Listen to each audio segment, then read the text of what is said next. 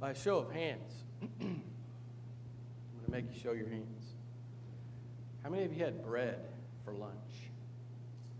Or with your lunch? Get them up, get them up. You had some bread. Yeah. Another, should you have had bread?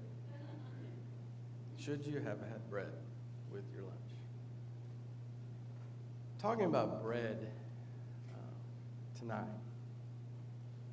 There's a lot of interesting scriptures and thoughts about bread. And when I think about bread, I think about, our meals. And when we have bread together, there's some that, just can't have a meal without some bread. I remember one of the first times that I ever got to had the privilege of delivering a meal to someone that just came home from the hospital. And it's not members here, but I took them bread, or I took them a meal, and I don't even remember what it was, but one of them said, "Where's the bread?"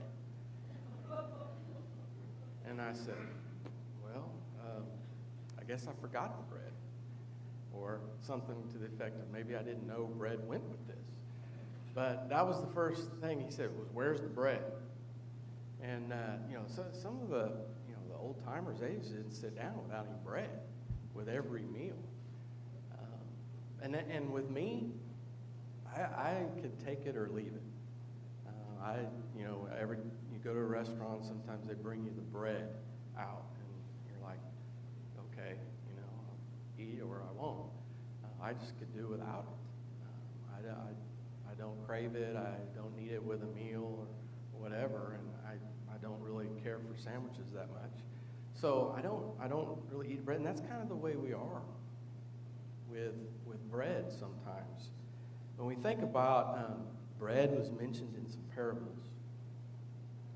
Even the content of bread, when the parable of the leaven in Matthew and Luke 13 record and the importance and the value of leaven.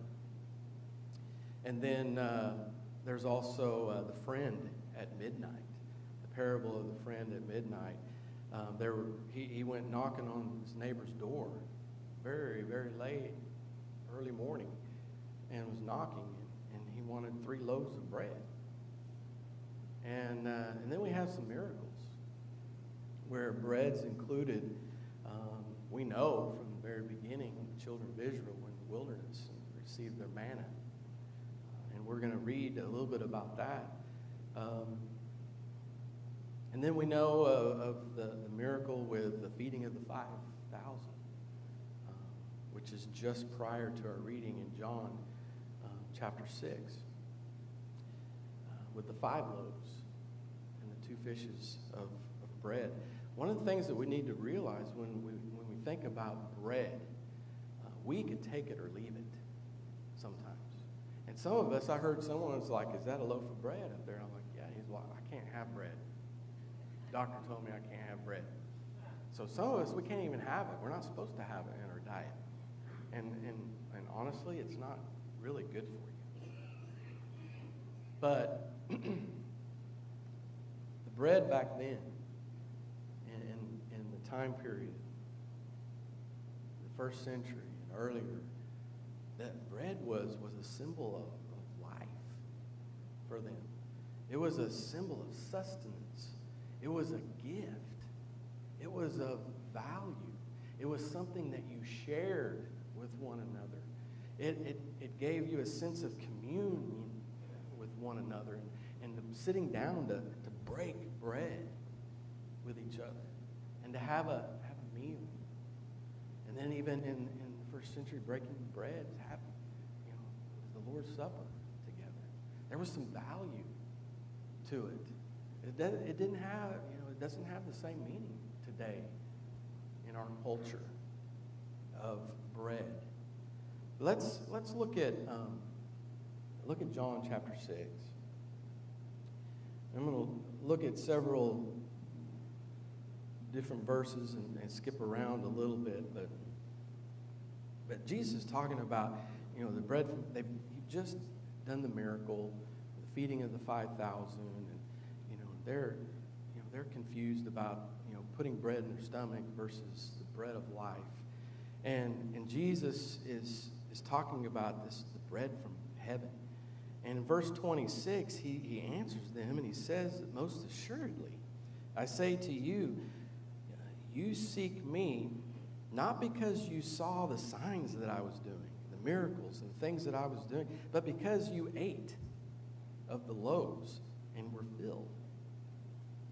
Do not labor for the food which will perish, but for the food which endures to everlasting life, which the Son of Man will give you, because God the Father has set his seal on him.